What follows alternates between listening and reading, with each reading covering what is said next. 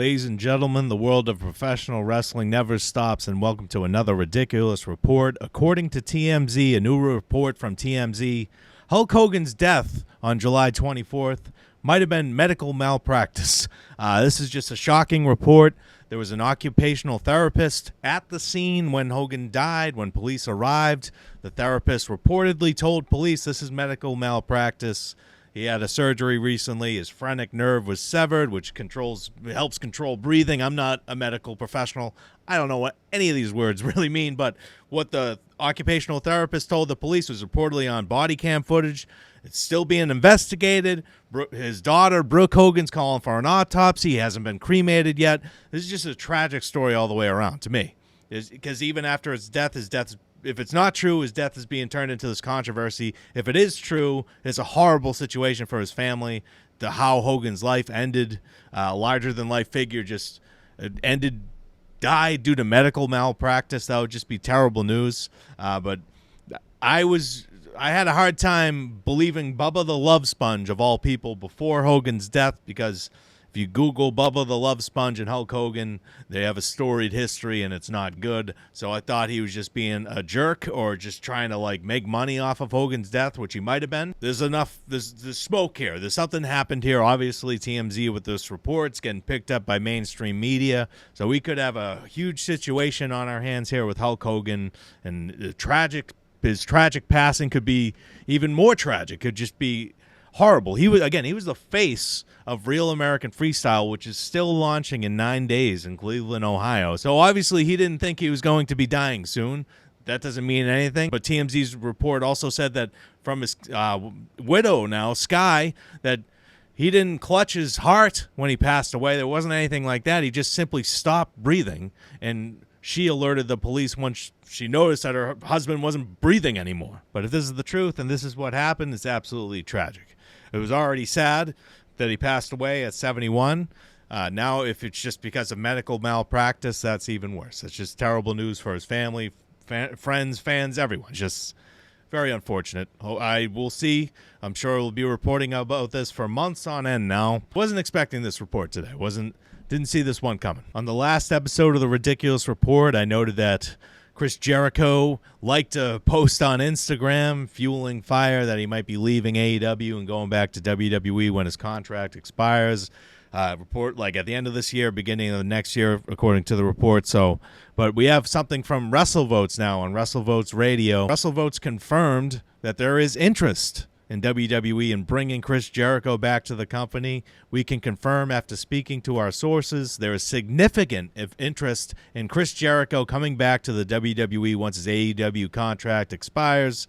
We're told that several within WWE, including active talent, would like to see him return to the company. I said this on the last episode. I'll say it again. I think Chris Jericho's time in AEW should be coming to an end. He's done everything he can do there. He was the inaugural AEW World Champion. He's had multiple factions. He's made stars or tried to make stars. Had that random loss to Action Andretti. He's just at a bunch. He's been an integral part to that company. He was huge when AEW launched. When he showed up at that press conference at Jacksonville, it legitimized them. It was huge. But now we're 6 years later. He was getting booed regularly. Nobody liked the learning tree. Nobody, other than a chuckle, that's all that hey guys got. That was just ha ha ha. All right, let's move on. His matches weren't as good as they used to be, and AEW is this uber athletic style where there's no room for that. It seems like there's no room for a slow match with a veteran talent like Chris Jericho. So he has to be doing lion salts all over the place, and he's 54 years old. That's not going to work. So I think returning to WWE for a final run makes all the sense in the world for Chris Jericho. I'm sure Tony Khan won't be a fan of that idea, but if Chris Jericho is thinking about himself, his career, his legacy in professional wrestling, does he want to stay in AEW or does he want to go back to WWE and finish his career wrestling stars like, Kevin Owens, whoever on that roster? There's more options for him on that roster. Fans would love to see him back in the WWE universe. He could do the list again. There's a lot of stuff he could bring back. In AEW, I just think he's run its course. But in terms of an in-ring career, his final year or two, or however long he wants to continue to wrestle, I think he's just so much better off going back to WWE. And now with the reported interest from WWE, we'll see what Jericho decides to do in the coming months. Former WWE superstar Matt Riddle, the original Bro, was in the RK Bro tag team with Randy Orton, former United States champion.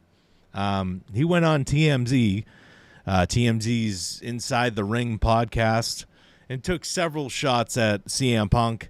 He noted that he talked to people, his friends in WWE, and Punk is still a bitch to work with, according to Riddle. And Riddle also said that the only reason Punk's there is because he earns a bunch of money and, fills arenas, which that's the wrestling business, is earning money and selling tickets and getting people invested in your character.